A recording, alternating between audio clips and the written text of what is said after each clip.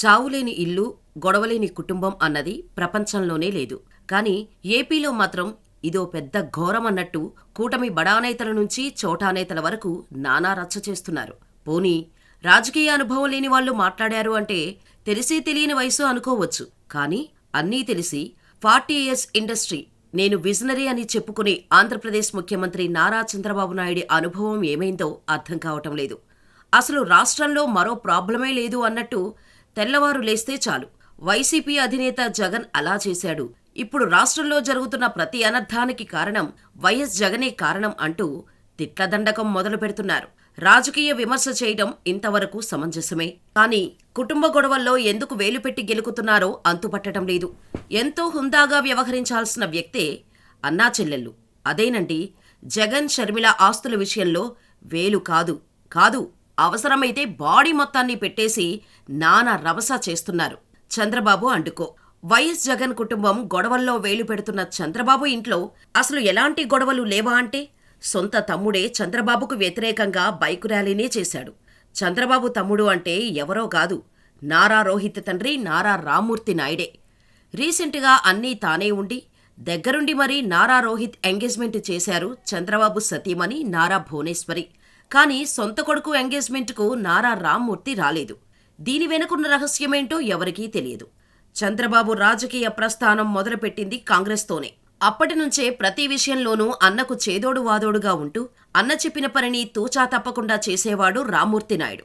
అలా 1994 ఎన్నికలలో టీడీపీ తరపున చంద్రగిరి నియోజకవర్గం నుంచి టికెట్టు దక్కించుకున్న రామ్మూర్తి నాయుడు కాంగ్రెస్ అభ్యర్థి గల్లా అరుణకుమారిపై ఏకంగా 16,000కు పైగా మెజారిటీతో ఘన విజయం సాధించారు.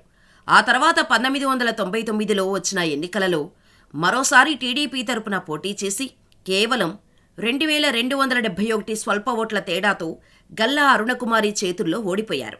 ఆ తర్వాత జరిగిన పరిణామాల కారణంగా ఆ తర్వాత వచ్చిన ఎన్నికలలో టీడీపీ తరపున టికెట్ దొరకలేదు రామ్మూర్తి నాయుడికి. దీనికి కారణం చంద్రబాబు నాయుడు చేసిన రాజకీయాలే అనేది జగమెరిగిన సత్యం. సొంత అన్న కోసం అన్నీ తానే చూసుకుంటే చంద్రబాబు వెన్నుపోటు రాజకీయాలు భరించలేక 2003లో సోనియాగాంధీ ఆధ్వర్యంలో కాంగ్రెస్లో చేరిన రామ్మూర్తి నాయుడు చంద్రబాబుకు వ్యతిరేకంగా బైక్ ర్యాలీ చేశారు. అంతేకాకుండా అధిష్టానం ఆదేశిస్తే అన్నపై పోటీ చేస్తానని కూడా ప్రకటించారు. ఇక 2004లో ఇండిపెండెంట్ అభ్యర్థిగా పోటీ చేసి ఏకంగా 31,000 పైచిలుకు ఓట్ల మెజారిటీతో గెలిచి తన ఆధిపత్యాన్ని చూపించుకున్నారు. అయితే ఆ తర్వాత సొంత అన్న చంద్రబాబుతో వచ్చిన విభేదాల కారణంగా అన్నకు వ్యతిరేకంగా మారారు.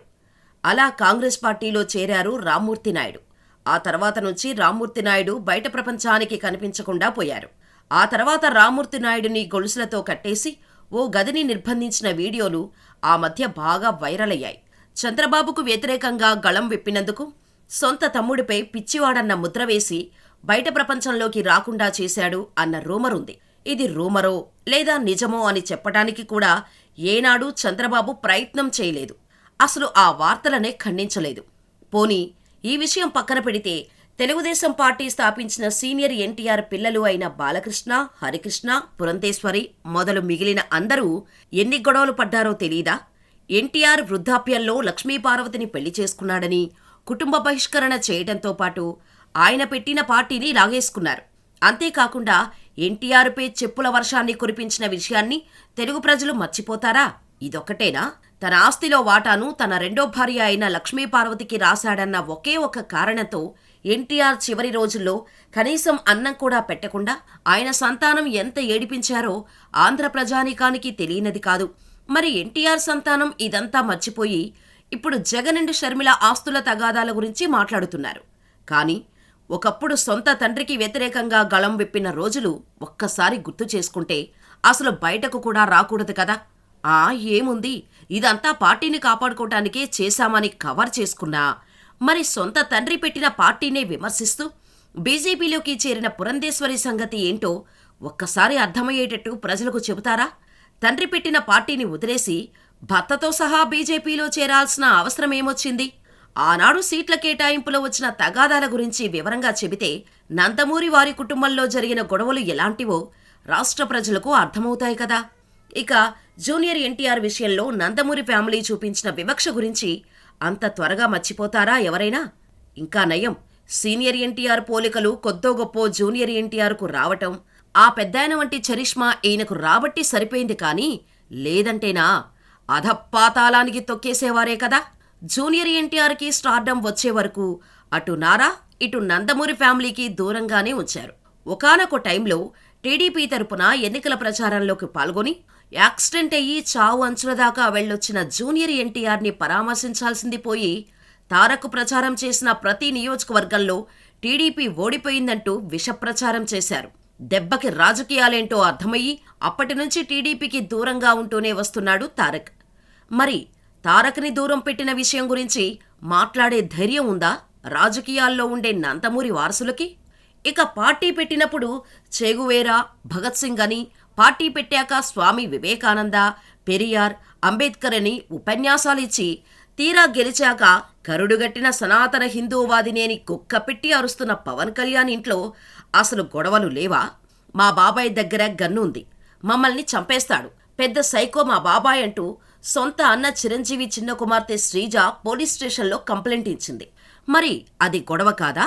పోనీ శ్రీజ చిన్నపిల్ల, తెలిసి తెలియని వయసులో ప్రేమలో పడింది, ఇంటి పరువుని ఢిల్లీలో పెట్టేసింది అనుకుంటే పవన్ అన్న చిరంజీవి ప్రజారాజ్యం పార్టీ పెట్టినప్పుడు ఇంట్లో జరిగిన పెద్ద రచ్చ గురించి మాట్లాడే ధైర్యం పవన్కి ఉందా? పార్టీ వ్యవహారాలు చూసుకునే అల్లు అరవింద్కు పవన్ మధ్య టికెట్ల విషయంలో ఎంత పెద్ద గొడవ జరిగిందో ఆనాడు ప్రజారాజ్యం పార్టీలో ఉన్న వారితో పాటు రాజకీయాల్లో ఉన్న ప్రతి ఒక్కరికీ తెలుసు. ఆ కారణంగానే జనసేన పార్టీని పవన్ పెట్టాడని తెలిసి మరి 3 పెళ్లిళ్ల విషయంలో ఇంట్లో గొడవలు జరగకుండా అయితే ఉండవు కదా. కానీ ఇంట్లో ఉన్న రామాయణాన్ని మర్చిపోయి జగన్ ఇంటి రామాయణంపై ఫోకస్ చేయటం ఎంతవరకు సమంజసం పవన్? నేను పక్కా హిందూ, సనాతన ధర్మాన్ని పాటించే భారతీయుడిని అని చెప్పే పవన్ అసలు క్రిస్టియన్ అయిన అమ్మాయిని ఎలా పెళ్లి చేసుకున్నాడు?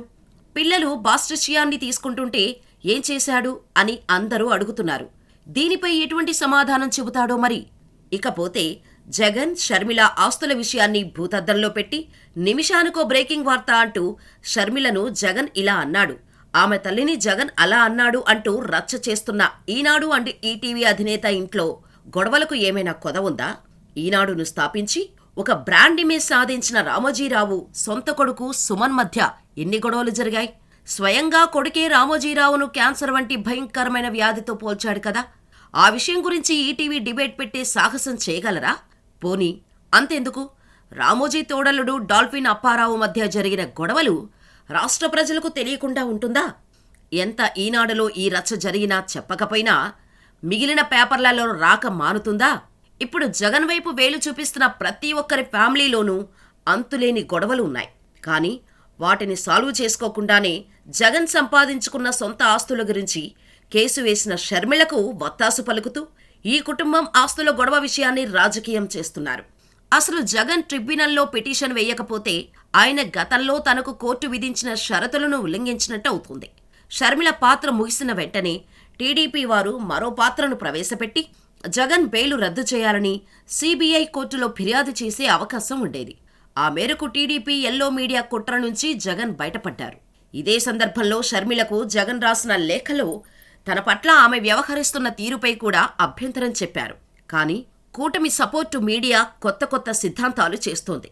జగన్ తన స్వార్జితమైన ఆస్తిలో షర్మిలకు వాటా ఇవ్వకపోతే అది అన్యాయమని చంద్రబాబు సహా అందరూ మీడియా ముందు మాట్లాడుతున్నారు. నిజానికి మన సమాజంలో ఎక్కడైనా ఒక కుటుంబంలో పిల్లల మధ్య ఆస్తుల పంపకం జరిగిన తర్వాత అన్న మళ్లీ చెల్లికి గాని తమ్ముడికి గాని తన ఆస్తిలో వాటా ఇవ్వడానికి సిద్ధపడే పరిస్థితి ఉంటుందా? కానీ జగన్ మాత్రం చెల్లి అన్న ఆప్యాయతతో ఆస్తులు విడిపోయిన తర్వాత కూడా తన ఆస్తిలో కొంత ఇచ్చేందుకు సిద్ధపడ్డారు. కానీ షర్మిల మొత్తం వ్యవహారాన్ని గందరగోళం చేసి వైఎస్ కుటుంబం పరువును రోడ్డు మీదకు తెచ్చేశారు. ఈ ఆస్తుల వ్యవహారం ప్యూర్లీ ఫ్యామిలీ మ్యాటర్.